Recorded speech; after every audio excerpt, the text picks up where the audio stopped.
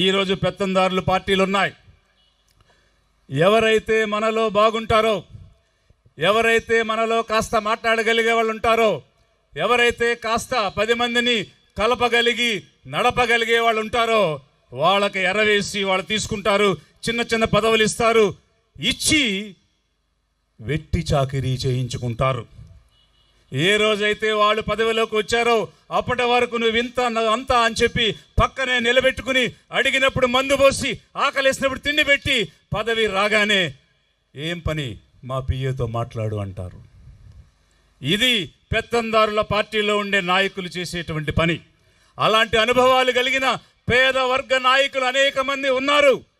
ఒకవేళ పేదలు ఈ విషయాన్ని గ్రహించి ఐకమత్యమై మన కోసం మనమే నిలబడదాం, మనమే పోరాడదాం, మనమే సాధించుకుందాం అనే ప్రయత్నం గనక చేశారు అని అంటే వీరిని ముక్కలు ముక్కలుగా విభజించి వాళ్ళలోనే కొంతమందిని ఎంచి వాళ్ళతోనే వాళ్ళ వేళ్లతోనే వాళ్ళు కళ్ళు పొడుచుకునే విధంగా వీరిని వర్గాలుగా వైషమ్యాలు కల్పించి విభజిస్తారు.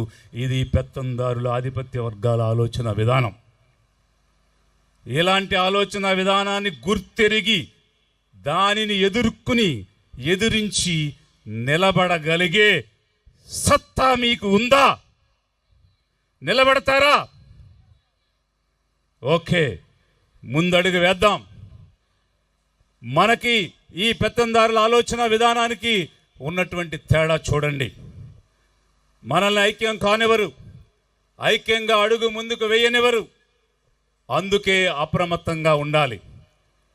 మొట్టమొదట మనం ఎక్కడి నుంచి అప్రమత్తంగా ఉండాలంటే మన పేద వర్గాలలోనే మనతోనే ఉండి మనతోనే మాట్లాడుతూ మనల్ని నిరుత్సాహపరుస్తూ మనల్ని వెనక్కి లాగుతూ వెనక్కి తోసేయడానికి మన మీద మనల్ని ఉపయోగించే అనుకూలమైనటువంటి శత్రువులతో మొట్టమొదట అప్రమత్తంగా ఉండటం మొదలు పెట్టాలి.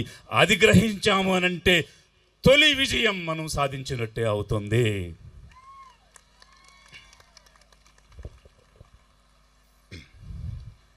మరి మన బ్రతుకులు మార్చడం కోసం ఈ లిబరేషన్ కాంగ్రెస్ పార్టీని స్థాపించడం జరిగింది. ఈరోజు మనం చిన్న చిన్న అవసరాల కోసం చిన్న చిన్న ఇబ్బందులు ఉన్నాయని ఇప్పుడున్న వ్యవస్థలో ఇప్పుడున్నటువంటి నాయకుల చుట్టూ తిరుగుతూ వారికి దండాలు పెడుతూ దస్కాలు చేస్తూ అడుక్కుంటూ తిరుగుతున్నటువంటి పరిస్థితిలో మన అవసరాన్ని ఆసరాగా తీసుకుని మన పరిస్థితిని ఆసరాగా తీసుకుని నిరంతరం వాళ్ళు ఏదో చేస్తున్నట్టు నటిస్తూ మనల్ని వారి గుప్పెట్లో ఉంచుకుని వారి అధికారాన్ని కంటిన్యూ చేయటం అంటే కొనసాగించేటువంటి కార్యక్రమమే ఈరోజు జరుగుతూ ఉంది. రాజకీయ ముఖ చిత్రం ఏ విధంగా ఉంది? మనం చిన్న చిన్న అవసరాల కోసం ప్రలోభాల కోసం వారి వెంట పడుతున్నామని వారు ఇచ్చింది తీసుకుని చిన్నది ఇచ్చినా తృప్తి చెందుతారని చిన్నవాళ్ళు వీళ్ళు చిన్నగా ఇస్తే చాలు వీళ్ళని లోపరుచుకోవచ్చనే అభిప్రాయం ఈ పెత్తందారుల్లో ఉంటుంది. అందుకోసమే ఎన్నికలు వచ్చినప్పుడు వారు ఏం చేస్తారు అని అంటే 1000-2000 బేరం పెట్టి మన ఓటు కొనుక్కుంటారు. ఓటు కొనుక్కున్న తర్వాత ఏం జరుగుద్ది? వాళ్ళు 5 సంవత్సరాలు కోట్లు సంపాదించుకుని భూములను బంగారాలను భవంతులను అంతస్తులను పెంచుకుంటూ వెళ్ళిపోతూ ఉంటారు. మన పక్కన ఉన్నవాడు నిన్న మొన్న సైకిల్ మీద తిరిగినవాడు మోటార్ సైకిల్, దాని నుంచి కారు, దాని నుంచి విమానం అలా ఎదిగిపోతూ ఉన్నారు. చిన్న మిద్దిగా ఉన్నవారు మేడగా ఉన్నవారు భవంతిగా ఉన్నవారు పెద్ద పెద్ద భవనాల్లోకి మారిపోతూ ఉన్నారు. మనమే చూస్తూ ఉన్నాం. మన ఊర్లోనే జరుగుతుంది, మన కళ్ళ ముందే జరుగుతుంది. అది వారికి సాధ్యమైనప్పుడు మనకెందుకు సాధ్యం కావడం లేదు?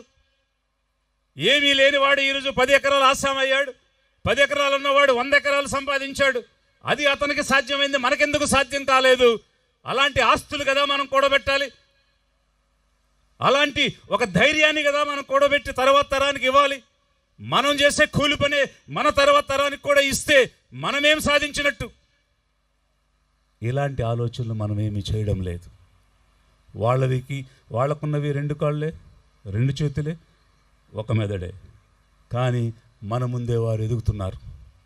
మనం ఎందుకు ఎదగలేకపోతున్నాం? మనం ఎందుకు ఆస్తిపరులు కాలేకపోతున్నాం? మనం ఎందుకు అంతస్తులు నిర్మించలేకపోతున్నాం? మనం ఎందుకు కనీసం కొత్తగా పెళ్లి చేసిన జంటకు ఒక కొత్త గదిని ఎందుకు ఇవ్వలేకపోతున్నాం? వారు సంసారం చేయడానికి, చాటుగా ఉండడానికి ఒక గదిని కూడా ఎందుకు ఏర్పాటు చేయలేకపోతున్నాం? ఎందుకు ఆలోచించడం లేదు ఇదంతా మనం? దీనంతటికీ కారణం ఏమిటి అనంటే, మనకు రావలసిన అధికారం మనం సాధించలేకపోవడం, రాజ్యాధికారంలో మనం అడుగు పెట్టలేకపోవడం వల్ల మనకు, మన పేద జాతికి అధికారం అనేటువంటి ఒక అండ లేకపోవడం వల్ల మనం ఏమీ సాధించలేకపోతున్నాం. ఈరోజు చూడండి, కొంతకాలం రెడ్ల పరిపాలన సాగింది, కొంతకాలం కమ్మవారి పరిపాలన సాగింది. రకరకాల పార్టీల పేర్లు పెట్టుకుని ఈరోజు రాష్ట్రంలో జరిగే చర్చ ఏమిటి అనంటే, ఈ కులమా ఆ కులమా, ఈ కులమా ఆ కులమా, ఈ సినిమానా ఆ సినిమానా, ఈ రెండు విషయాలు తప్ప రాష్ట్రంలో ఏమీ చర్చలు జరగడం లేదు. ఎన్ని అనుకున్నా అనుకోకపోయినా, ఎవరు అవునన్నా కాదన్నా, ఈ రాష్ట్ర రాజకీయ ముఖ చిత్రం కులాల మీదే నిర్మాణం జరుగుతుంది. కులాల ప్రాతిపదికనే ఎన్నికలు జరుగుతున్నాయి. కులాల ప్రాతిపదికనే పార్టీలు, ప్రభుత్వాలు ఏర్పాటు చేస్తూ ఉన్నాయి. ఇది సిగ్గుకరమైన పరిస్థితి. ఇలా జరిగి ఉండకూడదు, కానీ జరుగుతున్న క్రమం ఇదే.